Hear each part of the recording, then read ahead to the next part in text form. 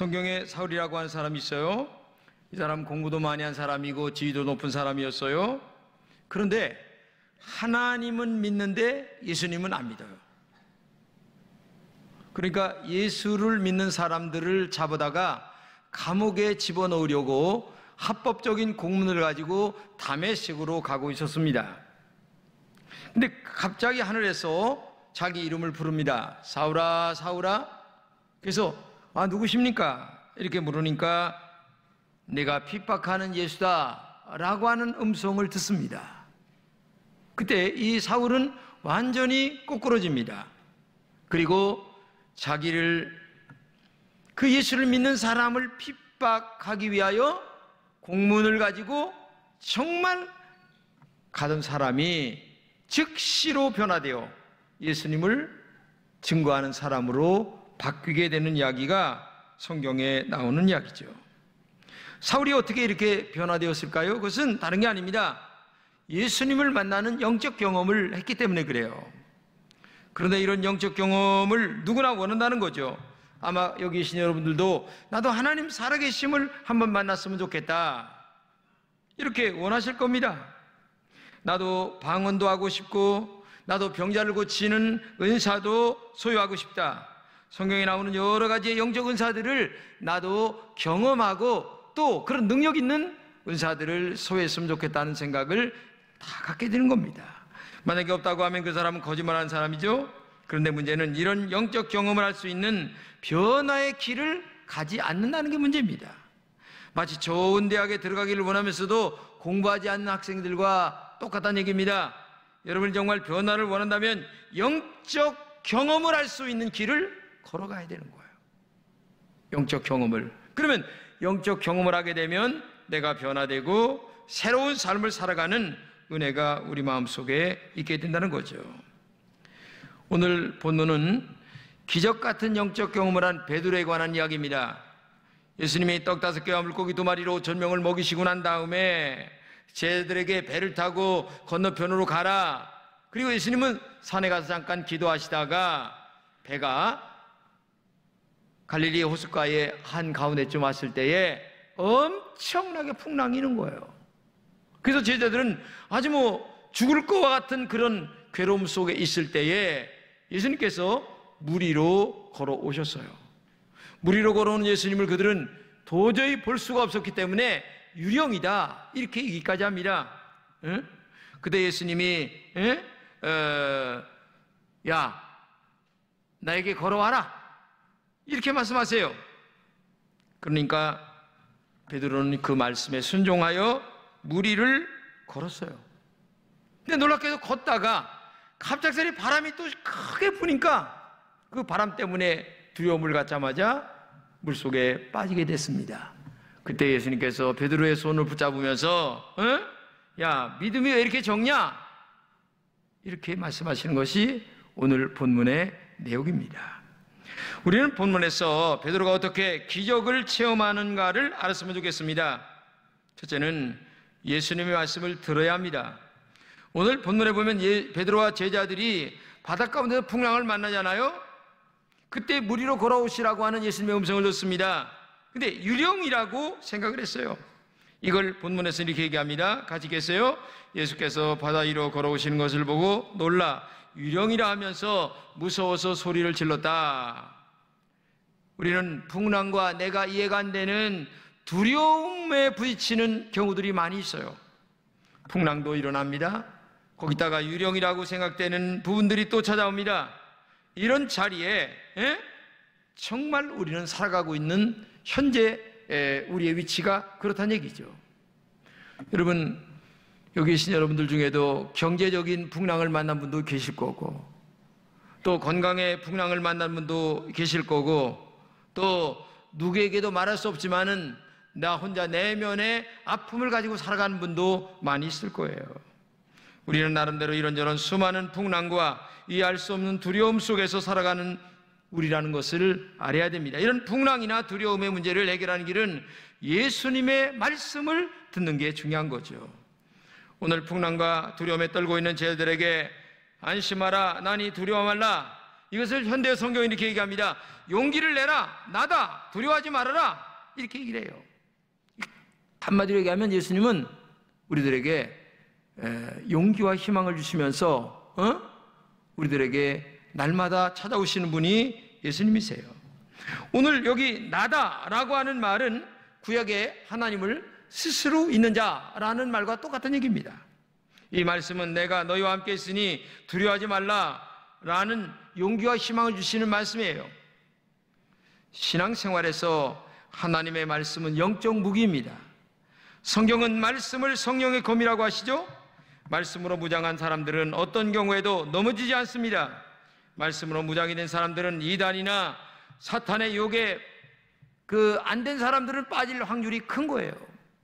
우리가 이단에 빠지는 사람들이 많이 있습니다만 이것은 다른 게 아니에요. 말씀으로 무장이 안 됐기 때문에 그런 거죠. 그래서 신앙생활은 말씀으로 무장하고 말씀대로 살아가는 길밖에 없어요. 그래서 교회에서는 큐티를 하라, 말씀을 깊이 묵상하라, 이런 말을 자주 하는 것은 여러분들이 정말 영적 경험을 하게 되고 그 다음에 다른 죄악에 빠지지 않게 하는 그런 지름길이 말씀으로 무장하는 길이기 때문에 하나님은 우리들에게 큐티하라, 말씀 묵상하라 늘 이렇게 말씀하고 있는 거죠. 그래서 정말 여러분과 제가 하나님의 말씀을 묵상할 때에 어떤 악의 세력과도 싸워 이길 수 있는 영적인 힘을 가지게 될 줄로 믿습니다. 둘째는 안전한 배에서 나와야 합니다. 배는 바다에서 제일 안전한 곳이죠. 나의 생명을 살리는 곳이 배 아닙니다. 그러나 물 위를 걸어가는 영적인 경험을 하기 위해서는 안전한 배에서 나와야만 된다는 얘기죠. 배 안이라고 하는 것은 지금 우리의 신앙생활을 말합니다. 우리가 영적 경험을 하려면 지금 신앙생활하는 곳에서 한 발짝 더 믿음의 발자국을 내디뎌야 된다는 얘기입니다. 배 안에서 나와야 물 위를 걷는 기적 같은 경험을 하게 된다는 얘기죠. 베드로는 먼저 안심하라는 주님의 말씀을 경청했어요. 그리고 걸어서 오라는 말씀에서 배 안에서 나와 물 위를 걷다 보니까 물 위를 걷는 기적을 체험하게 되는 겁니다. 배 안에서 나와 주님의 말씀을 따르는 도전이 기적을 만나게 된다는 거예요. 인간적인 도전이 아니라 하나님의 말씀에 근거한 도전이 영적 경험을 하게 된다는 거죠. 아마 여기 계신 여러분들도 영적 경험을 원하실 겁니다. 그러나 이제까지 마음은 원하지만 제대로 영적 경험되지 않은 분도 많아요. 이제는 한 단계 더 나아가 용기와 희망의 사람이 되어 그때 높은 영적 경험을 경험할 수 있는 그런 단계까지 올라가야 되는 거죠. 성경에 보게 되면 베드로는 예수님의 말씀에 의지하여 지금까지 경험하지 않은 깊은 곳에 그물을 내리게 됩니다. 근데 이거는 도저히 그물로 고기를 잡는 사람들에게는 깊은 곳에 가서는 고기를 잡을 수가 없는 경험이죠. 근데 하나님의 말씀에 의지하여 그저 한 발짝 더 내디뎠더니 그물이 찢어질 정도로 잡게 됐다는 얘기죠. 그래서 동료의 배까지 채워주는 영적 기적을 체험하게 되는 거죠. 이런 것은 오늘도 일어나는 영적인 일이죠. 여러분이 지금 머물러 있는 그 자리에서 한 단계 더 과감하게 앞으로 믿음으로 발을 내디딜 때에 한 단계 높이 올라가는 그 영적 경험을 할 수 있다는 것입니다. 과감한 도전만이 기적을 체험하는 지름길이 되는 겁니다. 존 오트버그라고 하는 미국의 목사님이 계세요. 이분이 이런 말을 했습니다. 물 위를 걸으려면 배에서 나와라. 그리고 한 걸음만 내디디면 일생일대의 기적의 기회가 당신에게 주어진다. 이런 말을 했습니다. 그렇죠. 우리는 영적 경험을 하고 싶습니다. 그렇죠? 근데 안타깝게도 배에서 나오는 그 놀라운 도전 정신이 없어요. 한마디로 얘기하면 이것을 믿음으로 살려고 하는 신앙을 안 한다는 거죠. 내 생각과 하나님의 말씀을 적절히 섞어서 신앙생활 한다는 얘기예요. 그러니 아무리 오랫동안 신앙생활해도 그 사람에게는 영적 경험이 일어나지 않습니다. 왜? 물 위를 걸어야 되는데 걸을 수 있는 도전 정신, 말씀에 순종하는 이게 있어야 되는데 여기를 뛰어넘지를 못해요. 참 이게 안타까운 겁니다. 그래서 여러분들에게 부탁드리고 싶은 것은 내가 경험할 수 이제까지 없었던 그 영적 경험을 하기 위해서 배 안에서 나오고 그리고 나의 발걸음을 무리를 걸어가는 그 용기와 결단이 우리에게 있어야 된다. 세 번째는 단순하게 100% 믿는 순종이 있어야 됩니다. 본문에 보면 예수님께서 무리로 걸어오라고 하시는데 그러자 베드로는 예수님의 말씀대로 100% 순종하여 아무 의심 없이 바다 위를 걸었습니다. 그러자 이게 웬일입니까? 베드로가 무리를 지금 처벅처벅 걷고 있는 거예요. 베드로에게 있어서 수없는 기적이 일어난 거죠. 여러분, 기적은 오직 한 가지입니다. 하나님 말씀에 100% 순종할 때에 기적이 일어나는 것을 알아야 돼요. 근데 성경 말씀은 우리가 이해할 수 없는 말씀들이 많이 있어요. 왜? 이 영적인 일이기 때문에 이해할 수 없는 일들이 많이 있는데 이 이해할 수 없는 말씀이지만 그래도 내가 하나님 말씀이기 때문에 순종하겠다고 하는 마음을 가지고 한 걸음 더 내디디면 기적이 일어나는 것을 알아야 되죠. 사실 베드로는 바람을 보고 무서워했습니다. 무서워했다고 하는 말은 예수님에게 고정되었던 눈이 이 바람으로 바뀌었다는 얘기입니다. 베드로의 눈과 마음의 시선이 예수님에게 고정되었을 때에는 무리를 걸을 수 있었어요.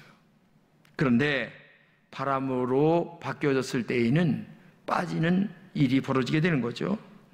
바른 신앙은 하나님과 예수님, 이 정말 거기에 우리의 신앙의 초점이 다 고정되어 일평생을 살아간다는 것이 중요한 겁니다. 여러분, 나의 신앙의 눈이 정말 예수님에게 초점이 맞춰졌나 한번 좀 생각해 보시기 바랍니다.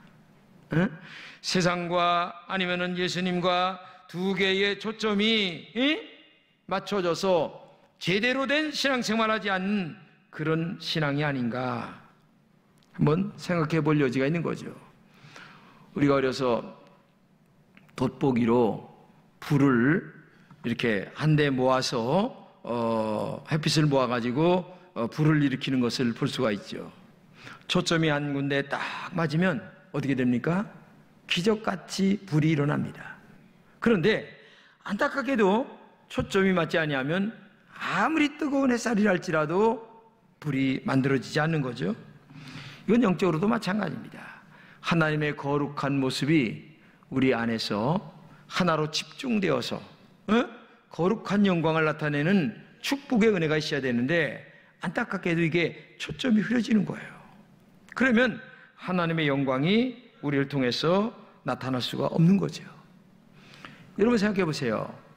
TV를 통해서 파도를 보는 것과 바다 안에서 배 속에서 풍랑을 만나는 것하고는 전혀 다른 거예요.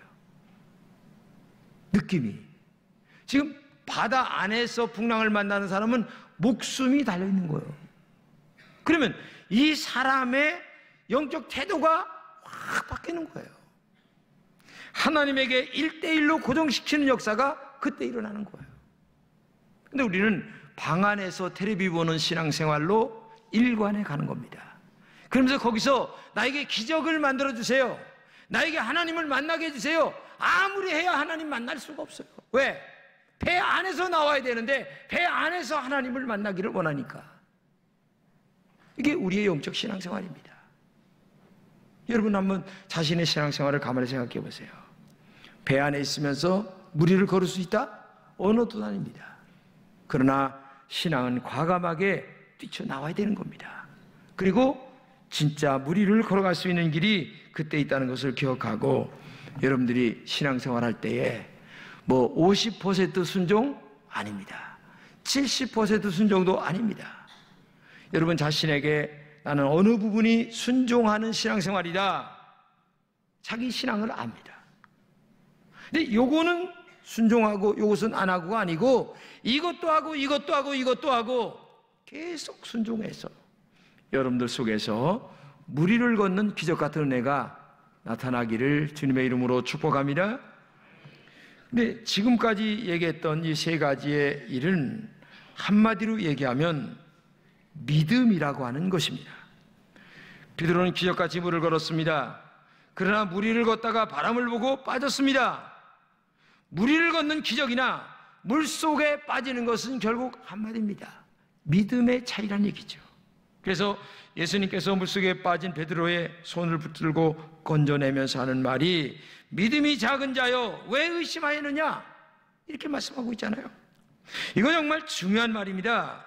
우리의 영적인 기적이 일어나느냐 아니냐, 이거는 바로 이 믿음이라는 신앙으로 나타나는 거죠. 우리가 눈에 안 보입니다. 귀에 안 들립니다. 손에 안 잡힙니다. 이런 때에 믿음의 사람은 오직 예수님에게 초점이 맞춰지는 신앙생활을 해야 되는 거죠. 누가 뭐라 해도 나는 말씀에 순종하여 믿음으로 달려가겠다. 이런 의심 없는 신앙이 자기 속에 기적을 만든다는 것을 알아야 돼요. 믿음은 어떤 경우에도 하나님의 말씀을 따라가는 것입니다. 믿음은 어떤 고난 가운데서도 말씀에 순종하는 것입니다. 믿음은 기쁨에서도 방종하지 않는 거예요.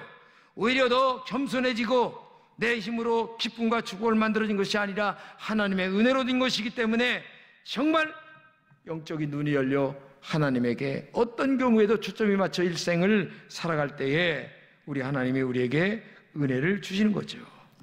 본문에 뭐라고 얘기하십니까?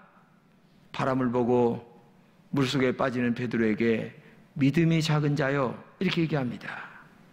여기서 의심했다고 하는 말이 바람을 보고 의심했다는 말이 나오잖아요. 근데 이 의심이라고 하는 원어의 뜻은 이중적으로 한다. 그 다음에 양쪽을 붙잡는다.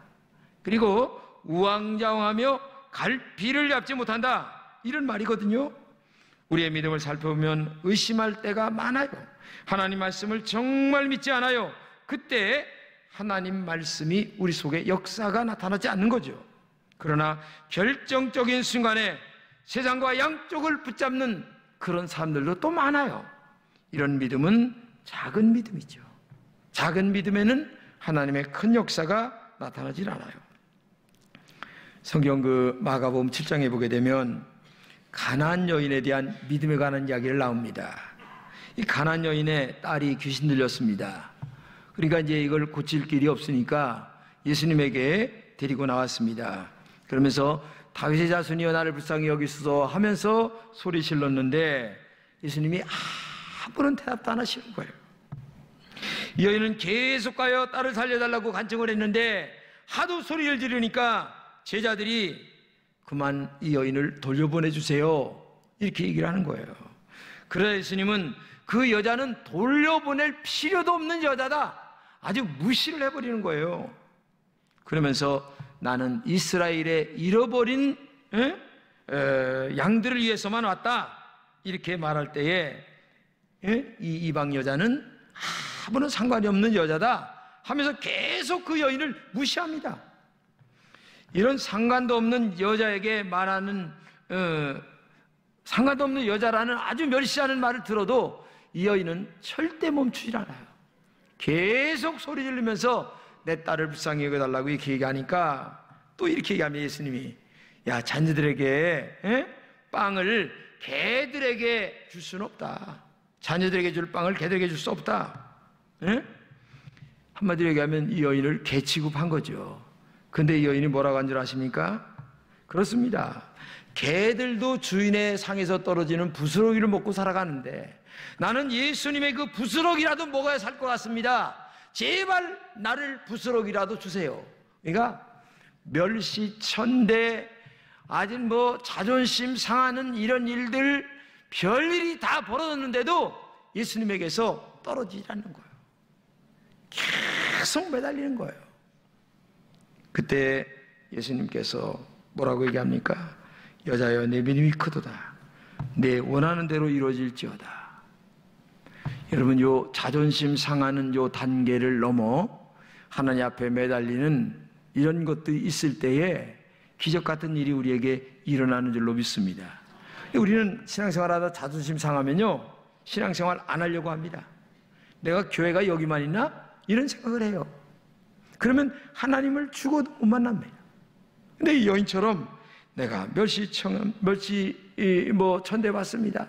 어떤 별의별 일을 다 받아도 나는 오직 예수님 만나서 내 문제를 해결해야 됩니다 라는 그 믿음을 가질 때에 하나님께서 딸아, 내 믿음이 너를 구원했다, 내 딸이 고침받는다, 이 역사적 사건이 이루어지게 되는 거죠.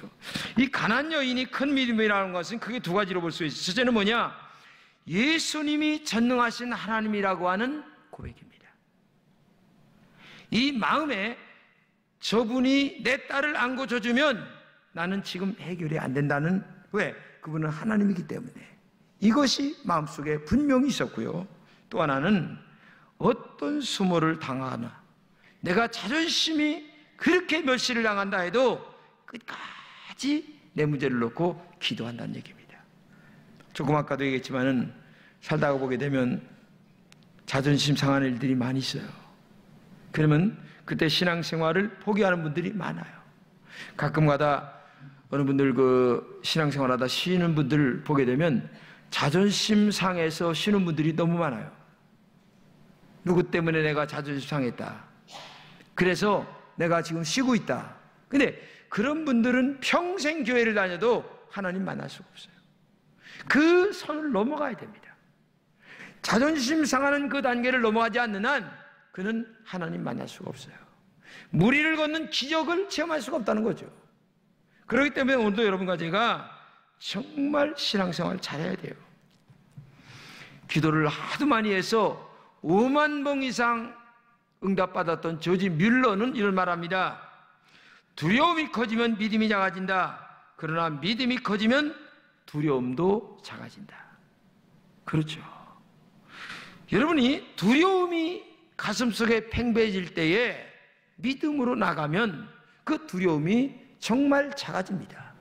그런데 만약에 그 두려움 때문에 내가 물러선다면 그 두려움이 더 커지고 믿음은 작아질 수밖에 없다는 얘기죠. 이렇게 큰 믿음이 되는 것은 기적 같은 영적인 경험을 해야만 된다는 얘기죠. 한두 번 더 많이 하다 보면 나도 모르게 하나님에 대한 믿음이 커지면서 용기와 담대함이 생기고 그때 두려울 것이 없는 믿음이 생기게 되는 거죠. 저는 어려서 우리 아버님이 그 간경화로 돌아가시게 됐을 때에 어머님이 푸닥거리를 했어요. 근데 푸닥거리가 이게 안 되는 거예요. 도저히. 그래서 이제 갔어요. 근데 나중에 들어보니까 푸닥거리 하다가 묻는 말이 뭐예요? 이 집에 예수 믿는 사람이 있느냐? 이 얘기를 물었다는 거예요. 그러니까 첫 번에는 제가 나간 지 얼마 안 되기 때문에 없다고 얘기했다가 또 두 번째 물으니까 우리 셋째 아들이 나간다고 얘기하니까 그러면 안 된다 하고서 이 푸닥거리 하던 보따리를 싸가지고 청주로 밤에 갔다는 얘기를 하는 거예요. 우리 어머니가 나중에. 그래서 제가 야, 우리 하나님이 세긴 세다. 그 생각을 마음속에 순수하게 가졌어요. 그리고 나서 제가 우리 동네에 있는 선왕당에 있는 나무는 내가 다 빼앗았어요. 근데 사람들은 그걸 못 빼앗았어요. 왜? 귀신이 옴붙은다고. 근데 우리는 뭐 그런 거 상관없어요. 근데 그때 그 믿음의 크기는 엄청났어요, 저의. 예? 동네 입구에 있는 그 뭐 이렇게 탑 쌓아놓은 거 다 내가 부셔놓고 그 다음에 떡시로 다 깨부시고 하여튼 내가 그런 것만 우리 해북면에 있는 그 동네 입구에 그런 거를 한 적이 나는데 정말 이게 대단한 겁니다. 왜? 영적인 경험을 하고 나니까 그와 같은 마음에 용기와 담대함이 생기더라. 이게 중요한 것 아니겠습니까? 그렇기 때문에 이 본문에서 말하는 큰 믿음이라고 하는 것은 어떤 어려움과 고난을 이겨나갈 수 있는 근본 자체가 큰 믿음이에요. 그렇기 때문에 작은 믿음에서 큰 믿음으로 넘어가기 위해서는 여러분들이 영적 경험을 해야 되는 거예요. 근데 오랫동안 신앙생활에도 영적 경험이 안 되면 이 믿음이 커지질 않아요. 단계가 올라가질 않아요. 한 단계 더 올라가야 되는데 이런 영적 경험, 저런 영적 경험을 할 때에 우리 안에서 믿음이 커지게 된다는 것을 알아야 돼요. 그러기 위해서 우리 한번 지금보다 더 열심히 기도하시기를 바랍니다. 우리 한번 안전하고 평안한 곳에서 나오는 용기가 있기를 바랍니다.